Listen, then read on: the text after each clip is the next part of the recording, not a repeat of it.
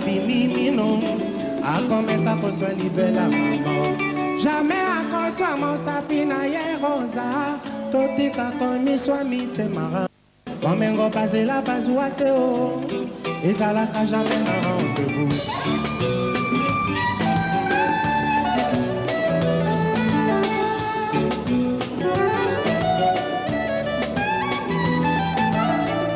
bolingo na kombo na yo evandaka kati ya motema na ngai kasi jamais ekozikisa un jour kombo na yo Maria Rosa na yembi lisusu bibi tokende libalama malembe malembe mama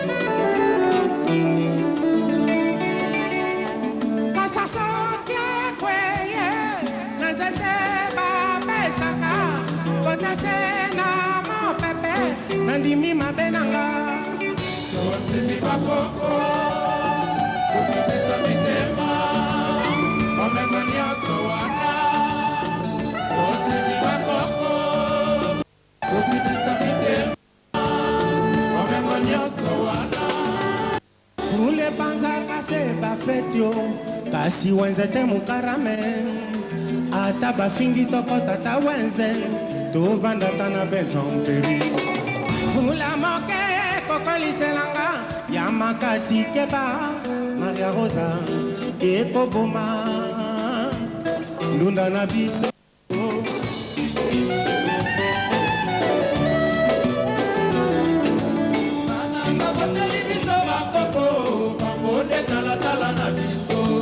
Rosa tala bango okomona ilongi ya bolingo na biso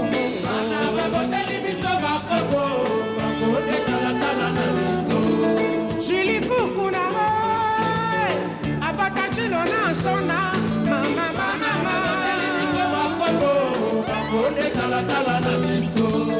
kaki ya mama rango ndoi ya mama nyoko Sokio tene la munanga ekoma Petit frase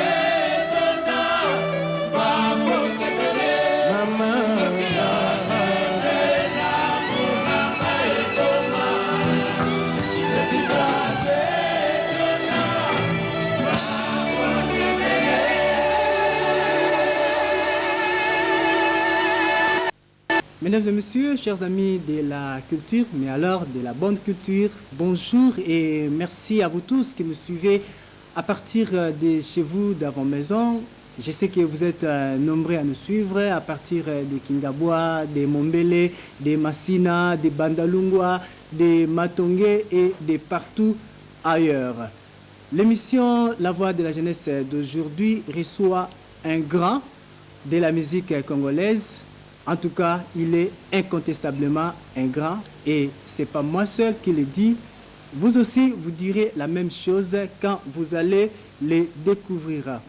Nous les recevons, c'est parce qu'il est quelqu'un qui a marqué la vie de beaucoup de jeunes Congolais et pourquoi pas d'Afrique à travers sa façon de parler, à travers sa façon de marcher, mais aussi et surtout à travers sa façon de s'habiller. Il est là donc, il va nous parler, il va échanger avec le jeune. Si en français nous l'appelons grand, en swahili on l'appellera musée. Il s'agit, vous vous en doutez bien, de Musée Papa Wemba Fulangenge que j'invite donc à effectuer son entrée dans ce plateau. Et c'est là, mesdames et messieurs, sous les applaudissements de l'assistance. Il s'approche. Nous allons l'installer. Papa Wemba, bonjour et bienvenue chez nous. Merci, asseyez-vous. Les enfants. Bien, Papa Wemba, comme je viens de le dire tout à l'heure, vous êtes un grand de la musique congolaise. Mais aujourd'hui, nous vous recevons dans ce plateau de l'émission La Voix de la Jeunesse, qui ne fait pas la chronique musicale. Vous êtes là plutôt pour échanger avec les jeunes qui sont venus vous écouter, question qui soit édifiée. quel sentiment vous avez à l'instant même? Ben, tous, nous venons de là, hein. On a été tous été jeunes ou enfants. Et ce que nous connaissons très bien, quoi. Nous connaissons très bien. Et aujourd'hui, ma joie est de parler de vive voix avec cette jeunesse-là, de leur prodiguer quelques conseils et surtout d'échanger aussi avec eux, puisqu'il ne s'agira pas seulement que de moi. Eux aussi, ils pourront me parler aussi, quoi. Bien, merci. Avant donc de vous laisser vous échanger avec cette jeunesse, je m'en vais vous demander, Papa Wemba, aujourd'hui vous avez 60 ans d'âge. Est-ce que vous avez le sentiment d'être parvenu au sommet ou bien vous pensez que vous avez encore du chemin? Bon, on peut se dire qu'à 60 ans qu'on est déjà arrivé. Mais moi, dans ma tête, je ne réfléchis pas comme ça, quoi. J'ai dit que j'ai encore beaucoup de choses à donner, quoi. J'ai encore plusieurs choses à laisser ici sur Terre, quoi, que je n'ai pas vraiment encore fait. Et en langage musical, en langage artistique plutôt, j'ai dit que je suis encore dans le tunnel, que je n'ai pas encore vu le bout du tunnel. Bien, merci. Alors, l'occasion vous est donnée à vous tous qui êtes là de poser des questions à Papa Wemba. Nous allons commencer par le tout petit. Il va se présenter. Maman, si vous pouvez me passer le micro, il va se présenter et poser sa question à Papa Wemba. Bonjour à tous. Bonjour papa. Je m'appelle Génial Ekouma Bofema. Ma question est la suivante. Comment était votre enfance et comment a vécu papa? Comment l'enfant Gilles Wembadio a vécu sa jeunesse? Ça, c'est une question à la fois aussi pertinente, là. Oui. J'étais élevé d'un papa qui était un soldat, qui avait pris part à la Seconde Guerre mondiale. C'était un papa qui était très carré comme ça, qui ne voulait pas que nous, ses enfants, quand on parlait avec lui, on ne parlait pas à une autre langue. On parlait en tétéla. Et comme c'était aussi un homme à femme, parce qu'il en avait 4, mais c'était quelqu'un de très, à la fois de très dur, mais de très doux aussi, quoi. De très doux. J'ai passé mon enfance, comme qui dirait, un enfant gâté. Parce que avec ma mère, j'étais tout seul pendant toute une décennie. Et papa, comme c'était quelqu'un qui sortait, qui partait, et qui faisait pratiquement peut-être tout un trimestre sans revenir. Donc c'est maman un peu qui m'a élevé, quoi. Alors j'ai grandi avec, pas avec une peur bleue de mon père, même pas de ma mère. J'ai grandi tranquillement. Je n'étais pas un garçon qui cherchait de la bagarre ou comment. J'allais à l'école comme tous les enfants. J'étais fort en français. J'étais très fort en français et aussi en leçon de mémoire. J'aimais beaucoup plus aller à l'église parce que ma maman m'avait initié d'aller à l'église. Et avec les amis, j'étais un garçon facile à vivre. Facile à vivre.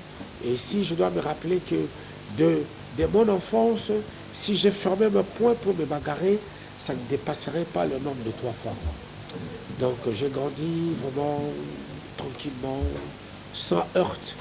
Donc on peut dire que Papa Wemba n'était pas un bagarreur. Non, du tout. Ni du genre de ce que nous voyons les jeunes gens aujourd'hui envahir les rues. Non, du tout. Non, du tout. J'avais acquis une éducation très chrétienne comme ça et j'étais bien élevé.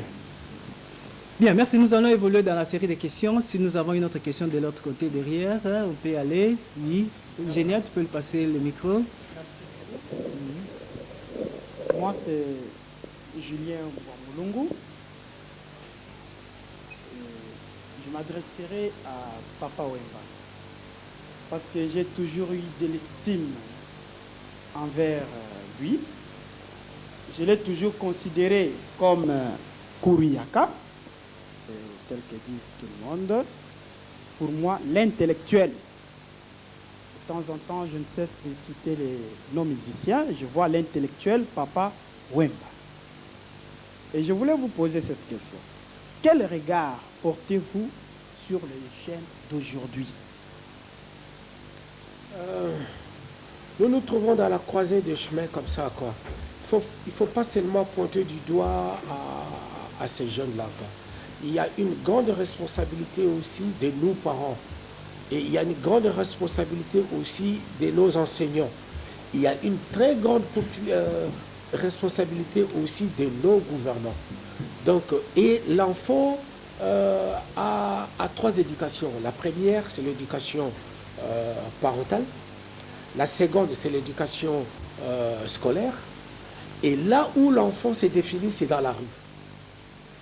S'il est en train de fréquenter des mauvais garçons, on risque que ce garçon devienne aussi un dangereux. Ça dépend de sa tête aussi lui-même, quoi. Mais la jeunesse d'aujourd'hui, nous sommes tous responsables. Nous sommes tous responsables. Un enfant qui va à l'école n'est pas très bien suivi, même par son professeur, même par ses parents. Quand on accepte aujourd'hui de devenir parrain d'un enfant, mais on a un grand rôle à jouer à cet enfant. Et tout ça, ça joue dans la société, quoi. Ça joue aussi à l'éducation de cet enfant. Ça joue à l'éducation de cet enfant, quoi. Donc, moi, je dirais que nous, c'est à nous de fournir beaucoup plus d'efforts pour que cette jeunesse-là vienne nous remplacer, alors correctement, dans les années, dans les années à venir, quoi. Donc, pour moi, cette jeunesse-là, elle est encore vraiment sur la balance comme ça, quoi. Je ne peux pas dire que cette jeunesse-là, elle est positive ou elle est négative. Mais il y a beaucoup plus de négativité à cause de nous, parents.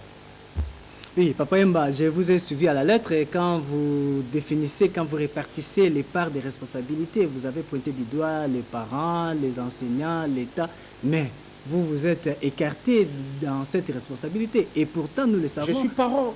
Moi, je me mets du côté mais des moi, parents. j'aurais souhaité que vous puissiez vous-même définir votre part en tant qu'artiste, en tant que faiseur d'opinion. En tant que faiseur d'opinion, je ne m'exclus pas. Si vous m'avez posé la question en tant qu'artiste, ça va. En tant qu'artiste, j'ai aussi un grand rôle à jouer, quoi. Un grand rôle à jouer. Et aux enfants, je ne vais pas, moi, conduire des enfants à leur chantant n'importe quoi. Ça, je dois faire très attention à ce que je fais, à ce que je chante pour les enfants. C'est bien dit, si nous pouvons évoluer dans cette même logique des séries de questions à poser à Papa Wemba. Oui, allons-y, vous vous présentez et vous posez votre question.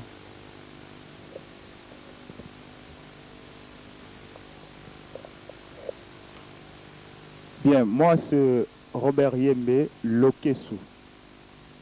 Papa Wemba, un grand artiste et musicien de renommée internationale. Ma question est la suivante. Sur le plan éducationnel et comportemental, quelle différence faites-vous entre les jeunes d'aujourd'hui et ceux d'autrefois? D'une part, et d'autre part, entre les jeunes congolais et ceux d'outre-mer. La télévision nous envahit toute la longueur de la journée avec des images où nous restons un peu baba comme ça, où nous restons collés, scotchés dans nos fauteuils, avec les enfants en train de suivre. Et ce sont ces images-là que nos enfants copient. La jeunesse d'hier, comme il n'y en avait pas trop de chaînes de télévision, se comportait timidement bien, il n'y avait pas trop de soucis. Mais aujourd'hui, nous assistons comme ça là, au vu et au su de tout le monde, parce que les parents n'ont plus assez d'autorité vis-à-vis de leurs enfants.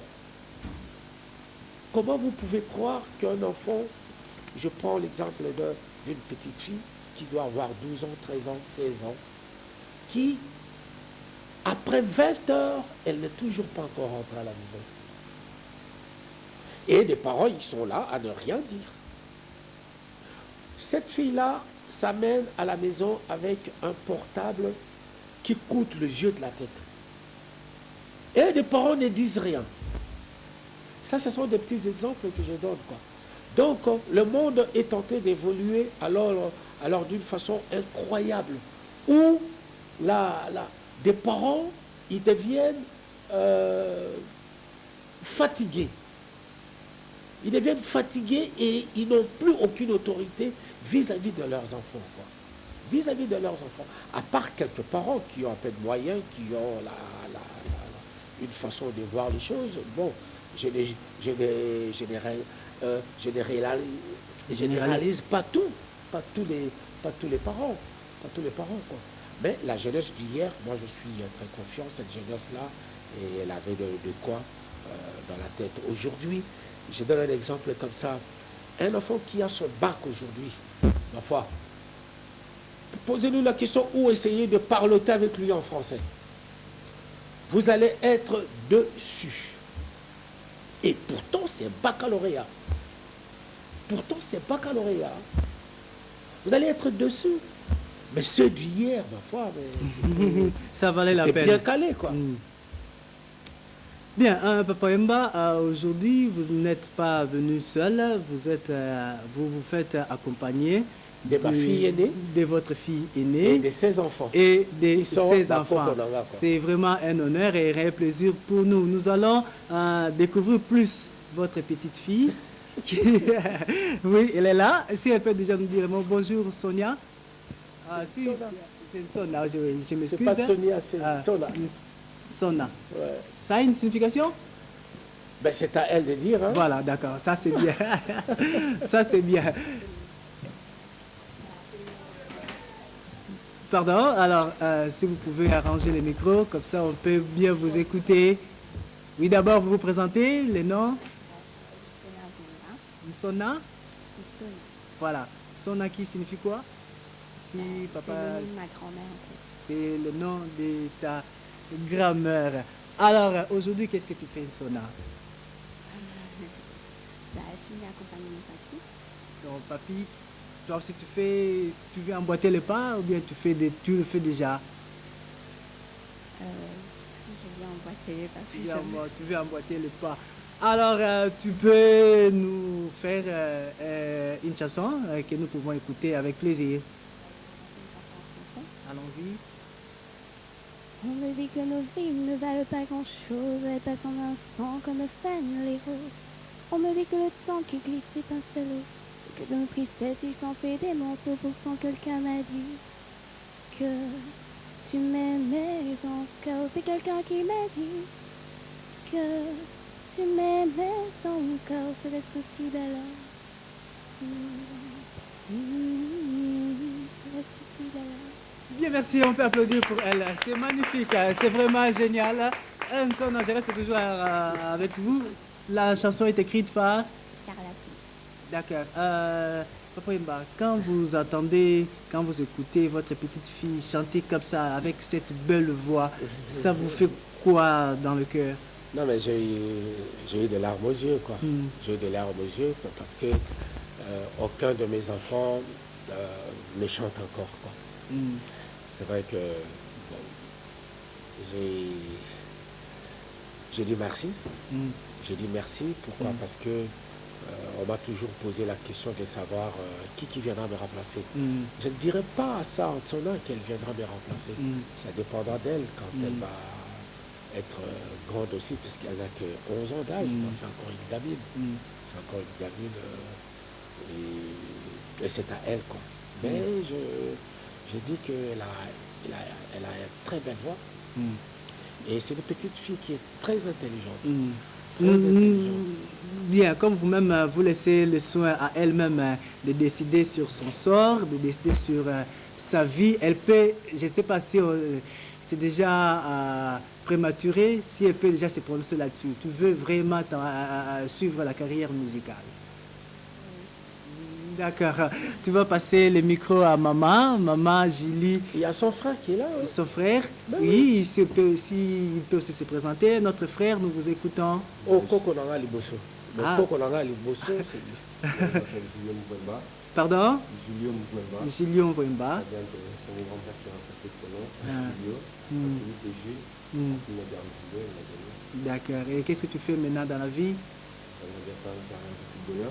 C'est ce que tu fais maintenant là? Ouais, c'est dans une réserve. Donc, je pense que vous voulez toujours former une famille de stars.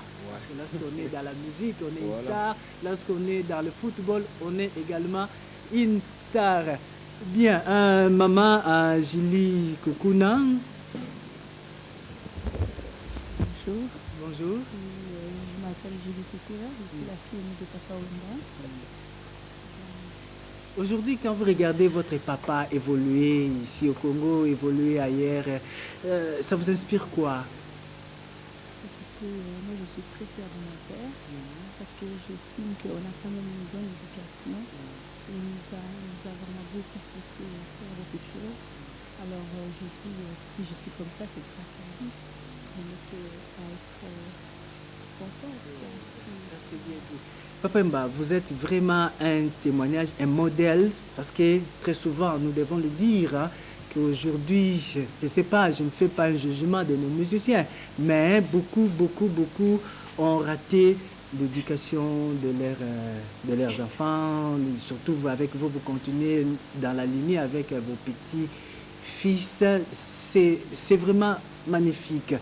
Alors, qu'est-ce que vous avez fait pour bâtir une grande famille comme celle que vous nous présentez aujourd'hui?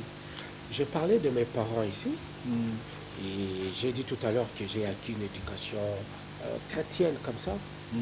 Et moi-même, étant aussi chrétien, et même dans la carrière musicale, c'est vrai que je me conduis comme un artiste quand je fais mon métier. Mais à la maison, je suis un papa comme tout le monde, quoi. Un papa comme tout le monde. Donc je ne fais pas au-delà d'être papa. Non, je suis papa comme tout le monde. Vous avez, en dépit de vos charges de production par-ci par-là, est-ce que vous avez suffisamment de temps pour rester avec les enfants, discuter avec eux? J'en ai quelquefois. Mais seulement mes aînés ont grandi avec une peur bleue de moi, quoi. Puisque à la maison, bon, peut-être que Julie n'a pas tout dit. À la maison, ils ont des difficultés pour parler avec moi. Ce n'est que maintenant, quand elle est devenue maman, alors bon, voilà, ça... Donc vous étiez très coriace. Pas coriace vraiment, mais j'étais comme mon père, quoi, d'un caractère assez carré comme ça. Très carré comme ça, quoi. Bon, c'est ça qui les a forgé aussi, d'être ce qu'elle est. Donc, comme qui dirait bien, qui aime bien, châtie bien. Châtie bien. Bien, nous allons rester toujours avec vous. Comme je l'ai dit à l'introduction, vous êtes quelqu'un qui a façonné la vie de beaucoup de jeunes, surtout sur un aspect lié à l'habillement. Mais aujourd'hui, Papa Wemba, on ne vous voit pas s'accrocher à cette religion. Vous savez, chaque chose à son temps. Chaque chose à son temps, quoi. Et bon, c'est la mode, c'est comme le boomerang, ça va, ça revient, quoi. Mais j'aime bien, sur scène, je suis obligé, moi, de me tirer à quatre épingles et d'être celui qui fait rêver toujours ses mélomanes, quoi. J'aime bien m'habiller. Même là, je suis bien habillé. Ça, c'est bien. Donc, c'est dire que chasser le naturel, il vous revient au galop. Oui. Bien, nous allons évoluer. Notre ami a une question derrière là-bas. Moi, je m'appelle Papa Wemba, je suis très connu depuis que j'étais en deuxième primaire. Et jusqu'aujourd'hui, ça me rappelle un peu quelque chose, parce que je vous vois en live. Parce qu'à ce moment, j'étais à l'intérieur. Alors, j'ai connu Papa Wemba, surtout en matière d'habillement. Je me rappelle d'Ungaro, des choses comme ça, on suivait même la façon même de se tenir. Mais ma plus grande préoccupation aujourd'hui, c'est que depuis qu'il y a la religion qui était ici, beaucoup de jeunes ont suivi peut-être aveuglement cette religion-là et veulent bien s'habiller chèrement, sans tenir compte des bourses de leurs parents. Est-ce que tous ces jeunes-là qui ont suivi aveuglement comme cela, pouvez-vous aujourd'hui chercher à dire n'importe mais à culpa, dans ce sens qu'ils ont divagué? Voilà ma question. Mais, vous savez, quand on va dans une salle de classe, il y a plusieurs élèves. Mais à l'arrivée, il y en aura peut-être 2, 3, 14 ou comment. Si cette classe-là a au moins une trentaine d'élèves, il y en aura peut-être une vingtaine seulement qui vont bien travailler. En tant que responsable, en tant que parent, je n'ai jamais, moi, incité la jeunesse à divaguer. Je suis parent moi-même, la preuve est que mes enfants, ils sont là, mes petits-enfants sont là. Donc, je reprends ce que j'avais dit pour dire que dans une salle de classe, on va tous, mais c'est comme qui dirait que beaucoup sont appelés, mais peu sont élus. Quoi. Beaucoup d'appelés, peu d'élus. Ouais, peu d'élus. Vous voyez. Donc, ce n'est pas à moi de suivre encore par après pour dire que bon, voilà, c'est aux parents. Je reviens toujours aux parents, je reviens toujours aux enseignants, je reviens toujours à ce que les enfants prennent dans la rue. Je ne suis pas le vrai responsable de ça, non. Parce que je ne suis pas un délinquant, moi. Je ne suis pas délinquant. C'est-à-dire, Papa Wemba, à vous suivre de près, vous voulez dire que vous êtes comme ces prêtres-là qui prêchent et qui, à la fin de l'homélie, dit « Suivez ce que je vous dis sans mais ne faites pas, ne faites pas ce que je fais.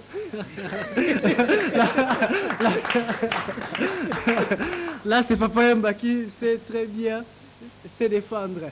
Mais toujours dans cette logique-là de l'habillement, aujourd'hui, qu'est-ce que vous pouvez dire aux jeunes gens qui cherchent à tout prix à s'habiller à fashion, sans tenir compte de l'environnement culturel dans lequel nous vivons? Vous savez, nous devons avoir le respect des parents, surtout à l'habillement. Je ne défends pas les enfants s'habiller en fashion. C'est la mode actuelle, quoi. C'est la mode actuelle. Mais seulement, vous devez savoir comment faire tout ça, quoi. Dans quelles circonstances. Si vous êtes entre vous, qui vous baladez, vous allez en boîte, vous allez, je ne sais pas moi, une surprise partie, je comprendrais. Mais pas au vu des parents. Ça choquerait quelques parents, quoi. Ça choquerait quelques-uns de parents. Tu vois? Donc, c'est à nous aussi, parents, aussi, de parler à nos enfants. C'est le plus haut tabou aujourd'hui. Il faut parler aux enfants, quoi. Hier, peut-être, c'était très dur de parler aux enfants du sexe ou comment, mais aujourd'hui, c'est fini tout ça. Il faut parler aux enfants, quoi. Bien, une question sur la jeunesse. Je ne sais pas si les amis, il y en a encore, ou bien on peut... Allons-y, Robert. Tu n'as pas de question? Ah, vous voulez, on peut aussi avoir une question à son grand-père. Oui, notre ami Robert, allons-y. Cette question à Papa Wemba, parce que l'on se le dira que Papa Wemba l'autre fois était nommé ambassadeur de la jeunesse pour la RDC. Et Papa Wemba, nous voulons savoir où en sommes-nous avec cette nomination ou ces fonctions que vous avez occupées l'autre fois. À l'entrée de l'AFDEL ici, c'est, je crois, une année après que le ministre du Sport m'avait nommé comme étant ambassadeur de la jeunesse. Mais il n'y avait pas d'appui pécunier, quoi, pour mener à bon port cette nomination-là. C'était une nomination comme ça. Donc, j'ai pratiquement rien fait, quoi. J'ai pratiquement rien fait. Alors, si il vous est demandé aujourd'hui de revenir en charge, qu'est-ce que vous pouvez faire dans ce sens-là? Donnez-moi des moyens, des moyens conséquents, et par après, je vous ferai voir de quoi je suis capable. Bien. Une autre question? Oui, on va arriver. Merci beaucoup, Papa Wemba. Je vais encore vous ajouter une question. Quel est votre rapport à la jeunesse congolaise à travers votre visite? Parce que vous êtes le grand leader, nous l'avons déjà dit, l'intellectuel, j'ai insisté, Koulia. Quel est votre rapport? Votre rapport dans la musique que vous faites sur le plan éducationnel? Oui, ma musique ne détruit pas la jeunesse. Ma musique, elle est éducative. Il faut bien suivre mes thèmes, il faut bien suivre surtout des paroles que je chante dans mes chansons. Vous